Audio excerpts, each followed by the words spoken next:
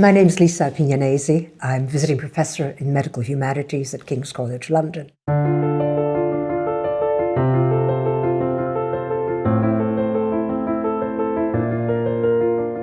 Welcome to my exp.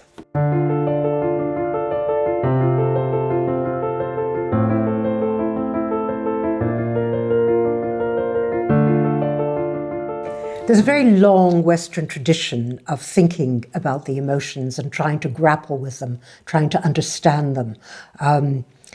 I would say, certainly as far as the written word goes, we go back to the Greeks, who thought of the emotions as not being something that you want to allow to get out of control and to take precedence over reason, rationality, deliberation. Aristotle tells us that. And yet we see extreme emotions everywhere in Greek society and in Greek literature.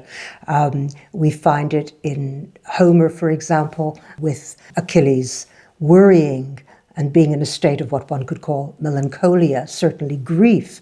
He's mourning his dead friend. And he's also being possessed, if you like, by the gods. So there are two alternative descriptions there, if you like, of what we could call extreme emotion. One is the emotion that drives you mad from without, and the other is the one that drives you mad from within. One is linked to grief, and the other is linked to a kind of possession.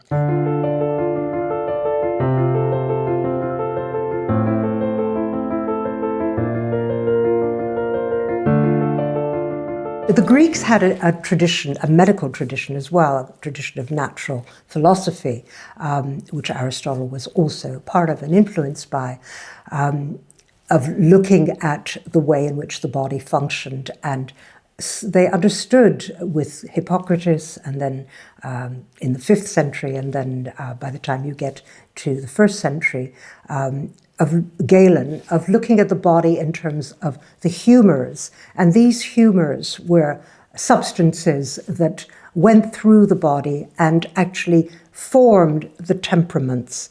And if these substances were in too great a quantity or too little quantity, they could make the person go mad in particular ways. So, for example, phlegm was one of these humours, and the phlegmatic type, who was calm, cool, and composed in ordinary times, could also become lazy, slothful, and, if you like, err on that side of the spectrum of balance.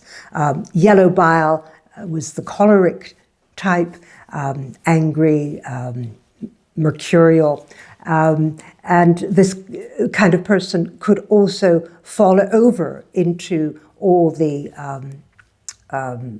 if you like, the kinds of madnesses that are linked to anger. And anger is called by Seneca, for example, the short madness that leads to violence, and of course is responsible for wars as well as the kinds of domestic violence that we know all too well in these times. Melancholy was the condition linked to black bile, melancholy, which we now term depression. And it was a humour which made you despondent and was linked to all kinds of too much self-reflection or reflection about the world, and could topple over into illness. So for the Greeks, it was important to maintain proportionality and a kind of equilibrium between these humours, but also between judgment and the emotions or the passions.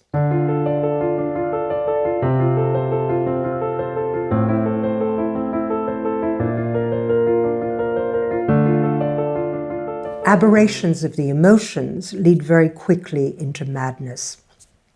And the emotions themselves become effectively over time characterized as something which is more appropriate to women, the other side of the human equation, than to man, who is thought of as reasonable, rational, deliberate, the thinking being. Women very carefully become the guardians of the emotions, whether the domestic emotions of love or caring for children, or indeed the aberrant emotions of too much of passion. They're easily led astray into things which confuse them, and that emotional confusion can easily result in particular forms of madness. This madness now becomes much more broken down and characterized because the doctors take it over, and the doctors become the mind doctors, doctors who become specialists by the time you get to the 19th century in what is eventually named psychiatry. But I call generically mind doctoring or mad doctoring, because these are the doctors who look after sometimes asylums. For example, in France, the first of the great mind doctors, Pinel, is head of a great asylum and lets the mad people out of chains. They're in chains, of course, because largely they have been in manic states which can't be controlled in other ways. And Pinel begins to think of other ways of controlling these manic departures, these raving moments.